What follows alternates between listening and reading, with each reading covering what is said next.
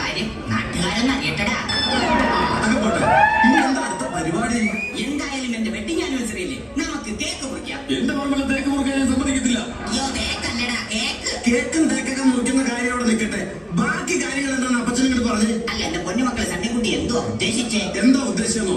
ഞാൻ ഉദ്ദേശിച്ചത് വേറൊന്നുമില്ല, നമ്മുടെ സ്ഥലം വീതം വെക്കുന്ന കാര്യം. തുറന്നു പറയാം, അപ്പൻ ഇനി അറിയുന്ന ആൾ ജീവിച്ചിരിക്കും തോന്നുന്നില്ല. അതുകൊണ്ട് ആ ഭാരം നടത്തണം. എന്റെ പൊന്നുമക്കളെ അതെനിക്കറിയാം. അതുകൊണ്ട് അപ്പൻ അതെല്ലാം കരുതിക്കുട്ടി ചെയ്തു വെച്ചു.